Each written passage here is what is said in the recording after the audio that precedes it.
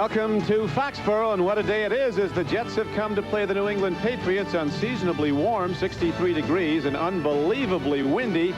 Gusts are forecast to hit up to 60 miles an hour today. Small children and small animals not safe and could be blowing on by.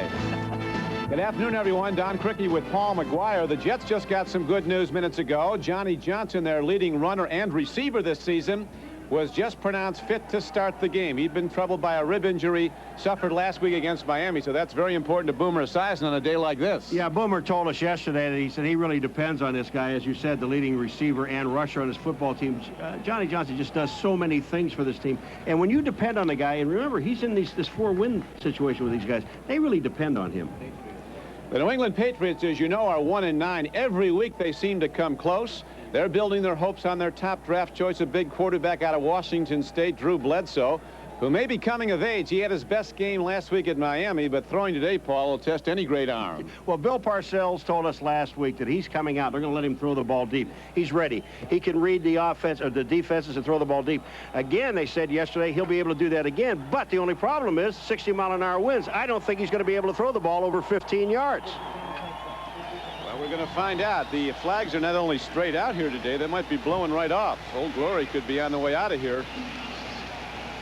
The winds are actually carrying the flags in a straight up pattern. The winds are that strong, gusting and swirling through the stadium. Foxborough is sold out. And there is Scott Sisson, who has been a troubled place kicker. His kickoffs have been okay, but he struggled with the field goal this year, and it's probably cost New England some games. But Parcells thinks this young guy from Georgia Tech, who helped them win a national championship in 1990, can really get it all together and be a great kicker. He was in college. He'll be kicking off with the wind at his back, so he might hit this thing right out of Foxborough Stadium. They have to hold the ball, of course, because of the intense wind. Here's the kickoff, a high kickoff. He did not hit it well. It actually carries only down to the 5. And the Jets bringing it back hard as they get the ball out close to the 33-yard line. Deion Lambert is down to make the tackle.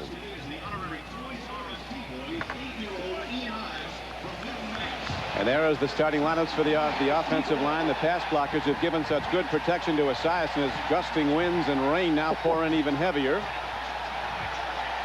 And now Brad Baxter listed as the starter. We'll see who's ready to go as the Jets are working into a heavy wind. Johnny Mitchell, the tight end, is not starting today. Their great young tight end, he's been hurt. Thornton starting at tight end. And on the first play, they do go to Johnny Johnson, and he's straight ahead for a gain of about 4 yards. The front 7 of the New England Patriots, and this is a unit that's given up only 3 touchdowns in the last 4 games. They're tough to score on. They can't close the case in offense, though. Corwin Brown's been good, a strong safety from Michigan. Maurice Hurst has been their best defensive back when they go to the dime. Thompson, a former Giant, and Lambert come in. And now the heavy rains that hit New York some hours ago have whipped into New England as the Jets go back to the run on second down. Johnson breaks it. Actually, Baxter breaking it as he comes across midfield and down close to the 47-yard line. Brad Baxter, I mean, this is what you talked about in the opening, Crick, about keeping the ball on the ground. And take a look at Baxter. The blocking is up front. It's perfect. He gets through the hole, and once he does, he almost breaks this for a touchdown. He gets downfield, and number 37, Maurice Hurst, is finally knocks him out of bounds. But if he didn't stop him, it would have been touchdown. The Jets with a first down now at the 48-yard line of New England. Jets, who humiliated the Patriots in that meeting in September, go back to the run. It's Johnny Johnson running the ball, averaging almost 4 yards a carry. And he comes in leading the way with 45 receptions so far this season. Agnew was on the defensive stop for New England. If you take a look at what the Jets have done in the first 3 plays where they're running the football, Crick, there's nothing fancy. They're just running off tackle. They're no sweeps, straight ahead.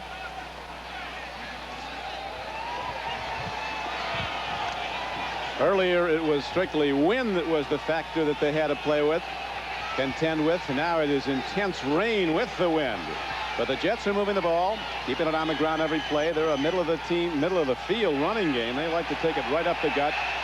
Patriot defensive coaches talking about The Jet passing game and the running game is really straight ahead stuff. They don't go to the boundaries, the sidelines too much. Tim Gold, the nose tackle, makes the stop on Brad Baxter, who's been the touchdown scorer. He's scored 29 touchdowns for the Jets in less than 4 seasons. Now, one thing about this team, you talk about field goal, don't even think about it until they get down by the goal line. It's going to be almost impossible to kick an extra point into this win. I mean, it is really coming down. The rain off and on, and when the wind blows, it's really hard to see anything. Esiason changing the play. A howling wind and a howling crowd makes that difficult on 3rd down and 1. Back to the power run, and the Jets take it ahead for a first down. Johnson, bad ribs and all, running very well. A great acquisition, a 6'3", 220-pound back that they got from Phoenix. And again, take a look at the right side of the line. You got White and Brown. James Brown is starting. The blocking is straight ahead. They're not trying to do anything fancy. They have not really tried to run the ball outside the tackle. Well, watch Vincent Brown. He has a chance to stuff it right here, but he slips. He gets beyond the hole and misses the tackle. But again, they have not run a play outside the tackle yet. Al Groh, the defensive coordinator for the Patriots, said they expect this all day, right at them. That's been the strength of the Jets offense, and they go off tackle again. As the Jets take it down close to the 35-yard line. That another big back carry. This was Baxter, a 235-pound blockbuster, taking it down. This may be the shortest game in NFL history. I mean, I remember a game in Buffalo years ago when Joe Namath was playing. There was one pass completed in the entire ball game, and that was by Joe Namath. The Bills completed none. Bill Parcells, his team humiliated at Giant Stadium on his return there, 45-7. That's September 26th. We asked him if there's a revenge factor, and he just paused as if to say, yes, there is. As Rob Moore, coming over the middle of the field, takes the ball down. And Moore has it inside the 25-yard line for yet another Jet first down. Now, just remember, this pass play was about 8 yards. That's all the pass play is. Boomer goes back. Boomer Esiason back. Moore in front of the linebackers, in front of the zone. All they want to do is pick up the first down, which I think they did, depending on this mark. But it looks like it's going to be a first down. But Rob Moore, I mean, look what he knows exactly where he has to be. He knew he needed another yard, spins and gets the yard. The ball down to the 24-yard line now. The Jets moving into this enormous win. Whoa. But taking it on with no problems, just as they're moving the ball on what has been, for the most part, a good New England defense despite a 1-9 record. This is the 8th play of the drive coming up.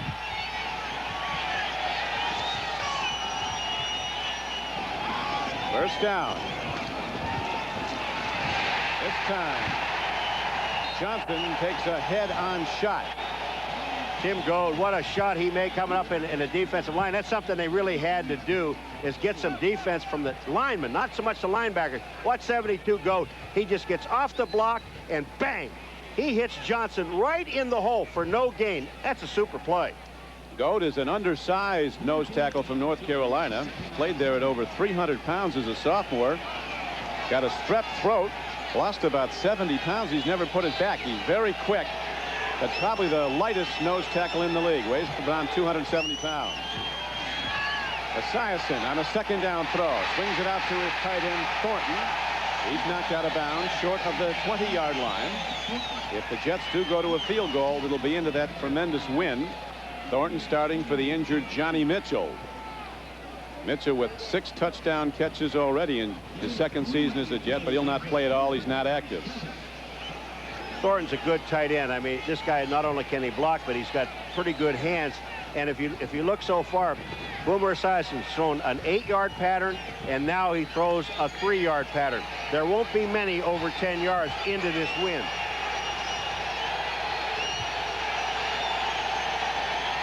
Esiason looking to put it up now on 3rd down and 7. Quick drop. Here's the rush, and he delivers it downfield, but not enough for the first down. As he gets the ball to Thornton, his tight end, over the middle. And Crick, I'll be really surprised to see him kick a field goal here. I mean, this ball is at the 19-yard, or where is it? The 16-yard line. And in 26, I mean, that's a long field goal into this win. I don't think it can be made. So on 4th down, the Jets will go for it. Yes, they will. They need about 2. The Patriots go for it on 4th down more than any team in the NFL. And the Jets apparently are going to go for it now, but first it looks like a timeout being called by Esiason. What Boomer Esiason is doing, he's waiting for the clock to run down, the field clock, and take as much time off the board as he can, and then they're going to call a timeout. So while the Jets get set for the pass try, we'll pause for this. The tremendous wind and rain is not only affecting play on the field, it's affecting our technical facilities. We've already lost one camera. And we want to salute all our technicians who are out there battling the elements. We're going to cover it as best we can. If this keeps up, we'll be down to a Polaroid. I mean, I've seen flags blowing left and right, but when on the left-hand side of the stadium, the flag is blowing. Look at this flag; it's blowing directly up. I mean, that's incredible. The Jets, Paul, are 50% on fourth down tries this year. They've hit on 5 of 10 fourth down tries. Now they've got the field goal kicker coming out, and for the most part, Kerry Blanchard's been effective this year. 12 of 15 field goals he's hit. 0 for 1 from 50 yards out. This is much shorter than that, but it's into that wind, and he drives it up. And Blanchard, against all odds, knocks it up and through, and the Jets take the lead and will be kicking off in a moment.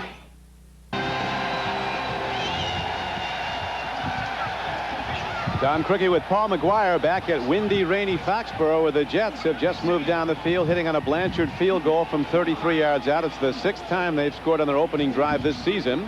The Patriots, who are about to get the ball, Paul, as you know, have not scored a touchdown in the first quarter this year. 3 field goals is all they have, 9 points. And when you look at that wind, there's a bag coming across the field about the 50-yard line that they may have to stop and get that off the field. Here it comes. Blanchard kicking off into the wind. The ball carries up and then stops.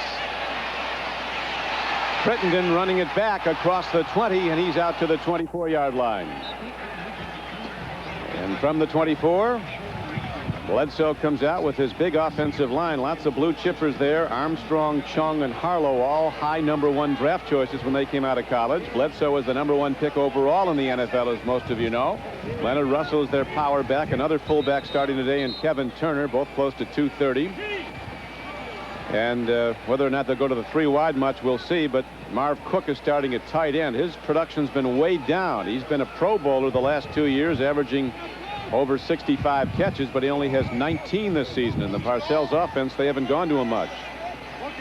We have a problem with the officials. They're on the sideline talking. You know, that was an impressive drive by the Jets, even though they came away with 3 points. What they did is they let the clock run down. Boomer Esiason took a timeout. Then when they went to the bench to discuss it, they had to talk to Blanchard and say, hey, look, at this win you were kicking. Are you going to be effective? Can you do it? He obviously said yes, so they went after it. And we've just been informed that the coaches' headsets are off. The New York Jets telephone equipment has gone out. Both teams must put them down until repairs are made. Gordon McCarter, our referee, informing the audience that because the Jets no longer have communication with the press box, the Patriot coaches have to take theirs off. Bruce Coslett said, I'm not taking mine off, and I don't care what anybody says. I'm keeping mine on. Hey, you guys want to take them off and get your ears all wet? Go ahead. I'm keeping mine on. This is the same storm that brought snow to Dallas on Thursday, sweeping up now into the northeast and sweeping up hard on first down. The Patriots go to the run, and there's not much there as Corey Kroom, a 225-pound running back out of Ball State, runs the ball. The Jets front 7, Marvin Washington, Scott Mercereau, Leonard Marshall, and Jeff Lageman. Lageman coming off knee surgery, having a terrific year, as are the linebackers Houston, Clifton, and especially Mo Lewis. Eric Thomas and Hasty at the corners, Brian Washington and Ronnie Lott the safeties. Lonnie Young will be coming in when the Jets go to their nickel defense. The run by Kroom, good for just 2 yards. It's 2nd down and 8. They turn it wide. Leonard Russell, as a penalty marker, goes down, turns it upfield to about the 29-yard line. You know, the cornerbacks really have to love this. Cornerbacks, the defensive corners.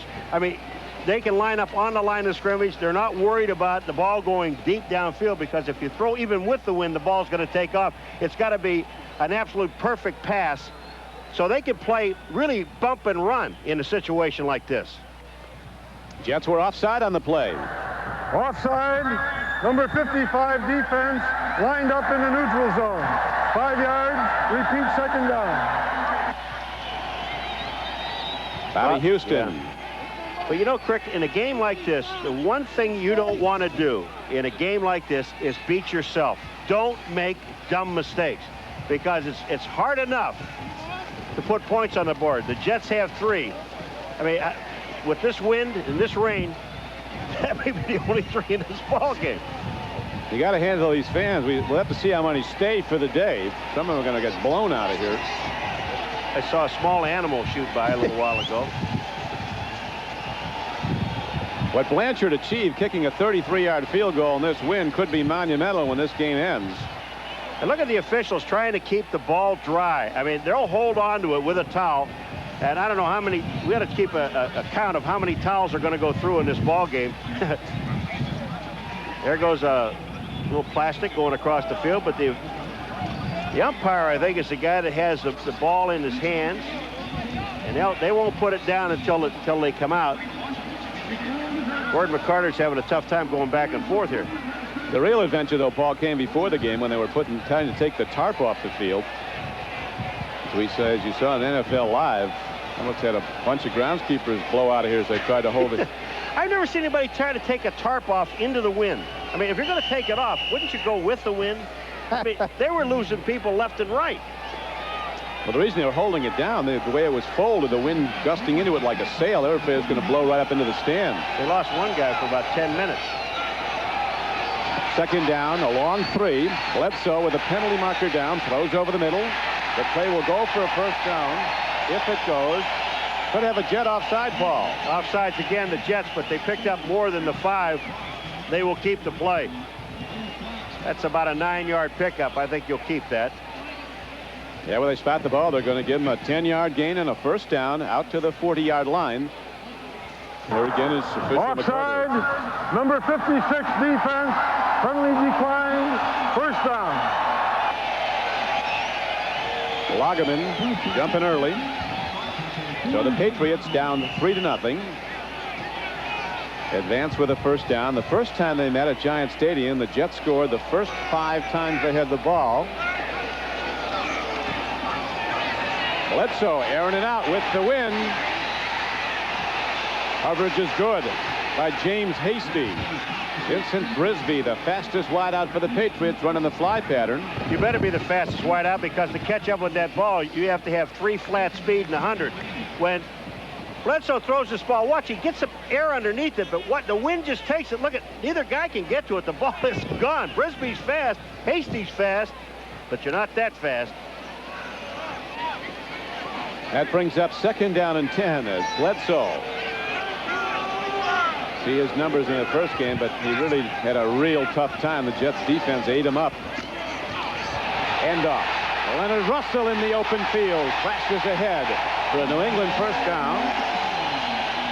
Inside the Jet 45-yard line. This is some excellent blocking inside, and Russell takes it to the outside. Defensively, what you cannot do is get yourself caught inside. Mo Lewis does. See 57 getting blocked inside? When you get blocked inside, 15-yard gain, that's a terrific play. Don't overcommit. Play your position. Russell is a durable, workmanlike back. Parcells laments one area of his running game which is lacking, and that's backfield speed. They don't have many fast people back there. Russell's big at almost 240 pounds. Had a great rookie year, rushed for almost 1,000 yards, but has tailed off since then. Now the officials are told that the headsets apparently are working both ways, so Coach Parcells can put his on. He's going to keep his off. You'll put it on. You know, it was interesting when you asked Parcells. Telephones are back in working order. Thank you. When you asked Parcells if for the draft next year, what would be their priority? Running back. That's what he wants.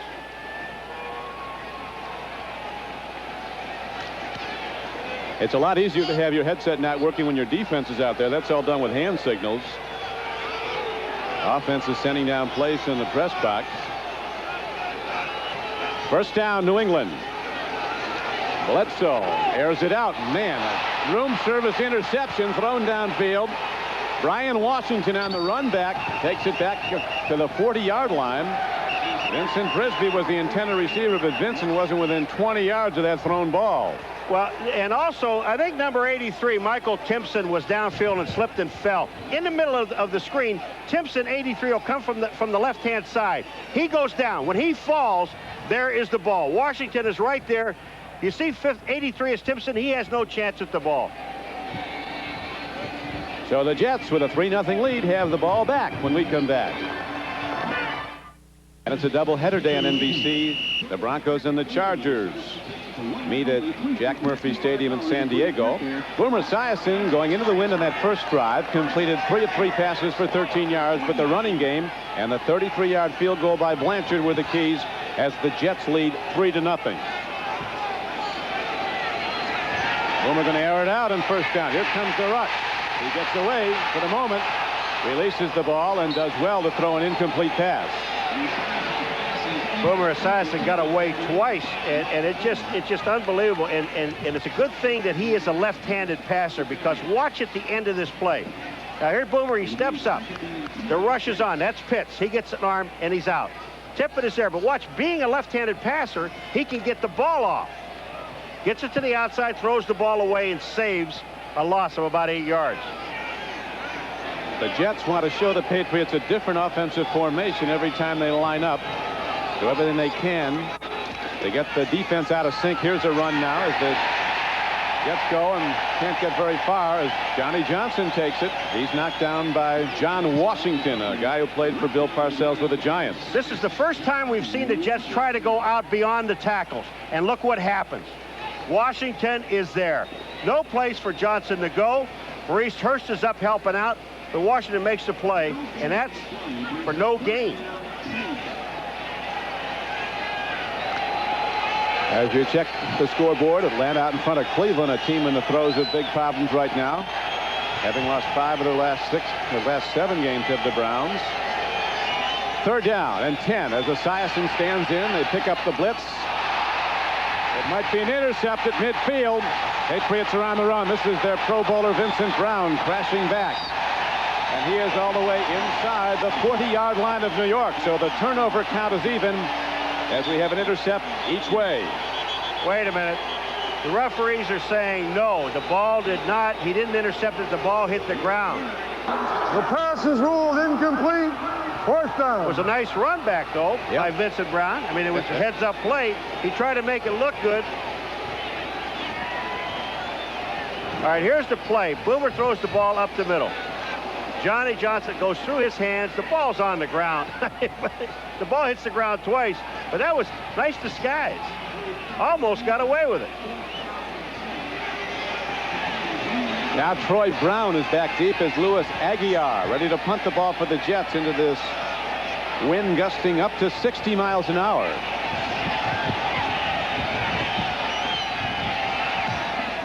He hits it, and it stops. Coming almost straight down. A well-done punt, though, as it kind of tightropes the sideline and carries all the way down to the 20-yard line. So Aguiar has had some problems punting this year. Gets a good one off into the wind. Here. Marino's still there. Kelly moving up. Bledsoe 12th. But Bledsoe is going to be a force to be reckoned with as Boomer Esiason escaped an interception. Was ruled the ball. Skipped off the ground before Vincent Brown scooped it up. Now after the punt, the ball is positioned at the 28-yard line of New England. It was ruled it went out of bounds there. And with the wind and rain at their backs, the Patriots align with 2 wide receivers near side. Tight end set to the right. They go straight ahead. Not much there. Leonard Russell runs headlong into Mo Lewis. And Ronnie Lott filling in. Now, you know, we talked to Pete Carroll yesterday about Lott. Does he freelance? He said sometimes he does, and he has that ability to do that. Ronnie Lott read something in the offense, and he'll come up into the hole and make the tackle. On the left of the screen, C-42 sneaking up. Now, watch who makes the play along with Mo Lewis. Boom, there's Lott. Bang. In the hole. 2-yard gain. That's super.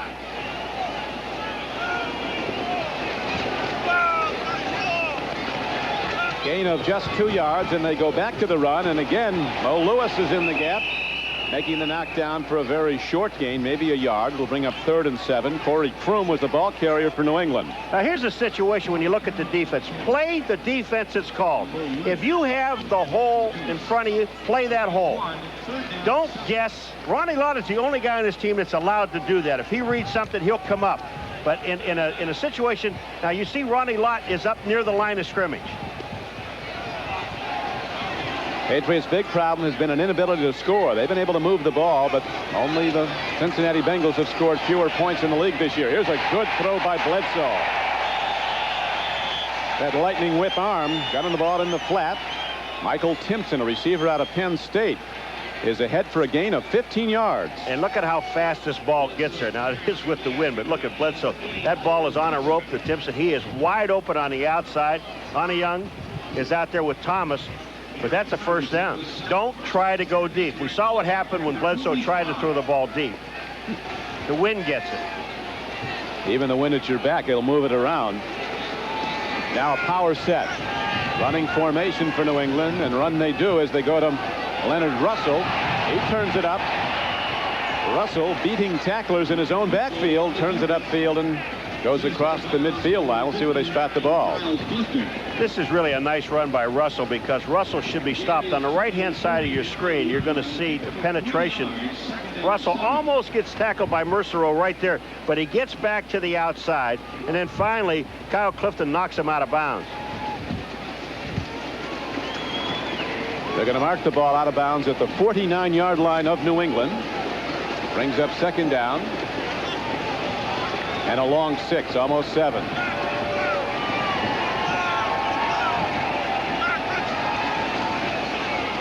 Back to the run. This time on some trap blocking. The Patriots string it up the middle. It's Russell, a big back out of Arizona State, crashing right through the middle of the Jets defense for a first down. What a great block by Kevin Turner, number 32, on Ronnie Lott, 42. Take a look at 34, Turner, on the left-hand side of your screen. Here's the block on Ronnie Lott. Knocks him on the ground. The blocking is super. Lewis, the center, gets an excellent block, and they pick up the first down. 15-yard gain on the play. Now the ball positioned at the 37-yard line of New York. Jets lead at 3-0. Scored on a Blanchard field goal off their opening drive. Logan might have jumped. No marker down. Long ball downfield. Not close to anyone. Pete Carroll, the Jets defensive coordinator, was saying about Bledsoe, since he got hurt, he's been making some bad decisions, kind of hurrying things. Now we have a moment. Let's go to Jim Lampley in New York. Jim? Don, the writers have weighed in with their votes for the college football poll. Here's the resulting Bowl Coalition poll. Nebraska #1, Florida State, not West Virginia #2. The bad news for Don Nehlen and the Mountaineers: Nebraska and Florida State will meet in the Orange Bowl, presumably with the winner to take the national title. Now back to Don and Paul. Not happy news in Morgantown. Well, I agree with Nehlen. I think that undefeated teams should, there's only 2 of them, they should be playing each other for the championship. Here's a throw over the middle. Ball is caught on a 2nd down and 10 play. Corey Kroom out of the backfield. Now they wave it off, and they're ruling it incomplete. Kyle Clifton, what a hit on Kroom. I mean, he hits him and the ball comes out. Watch Kyle Clifton, 59 in the white. He sees Kroom coming right up the middle. Here's the ball. Here's the hit. Never had control of the ball. That's an excellent call. And it puts Parcells' offense now into a deep throw situation, at least 10 yards.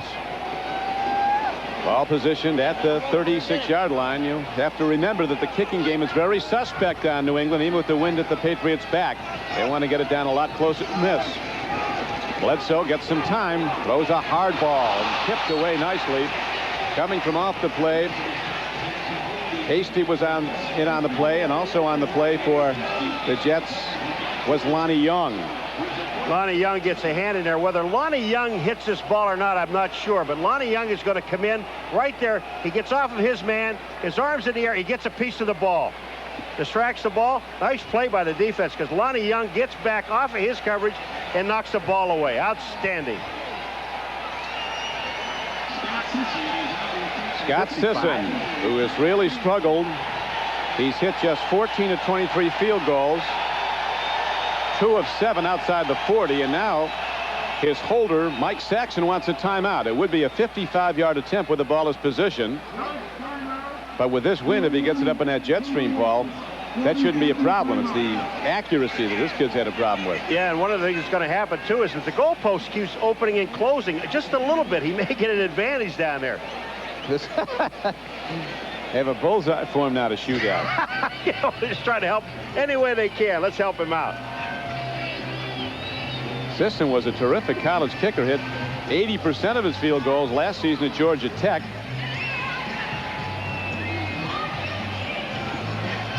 It was a cool reception he got in Miami, and he missed a 26-yarder. A cool reception from Parcells. Parcells said, I'm a man without a lot of patience, and he said, I guess I have to have it with young players that have a lot in front of them, but he said it's awfully hard at times because there's no question Sisson's kicking has cost this team games, and nobody feels worse about it than Scott Sisson. No, and he doesn't. And Parcells last week in Miami, he missed a short 26-yarder, I think, 26 or 28, and Parcells was sitting there waiting on him. Now, you know, this is 55 yards.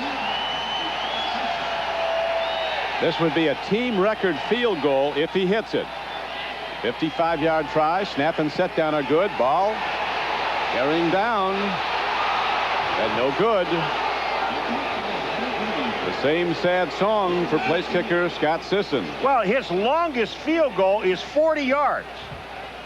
And that's the shortest field goal in the entire NFL. No one in the NFL has one, you know, I mean, as their longest. I mean, that's his. Yeah, it's nothing longer than 40. And, you know, when you're pushing and trying, I mean, you're talking a 55-yard field goal here. They hope he can make it. I mean, the ball looks like it's up, then the wind just takes it and moves it left.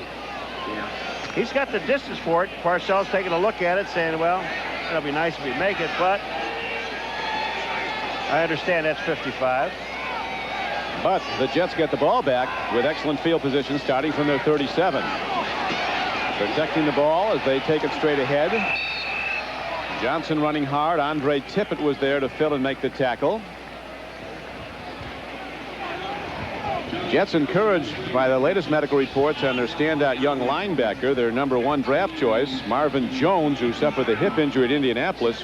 But Johnny Johnson was really part of that draft day situation, as the Phoenix Cardinals wanted so badly to draft Garrison Hurst, who's also out for the season with an injury. So they traded, switched draft positions, and the Jets got what's turned out to be their leading runner and their top pass catcher. He came in with 45 receptions, did Johnny Johnson. When this plays over, we'll tell you something about the Patriot defense.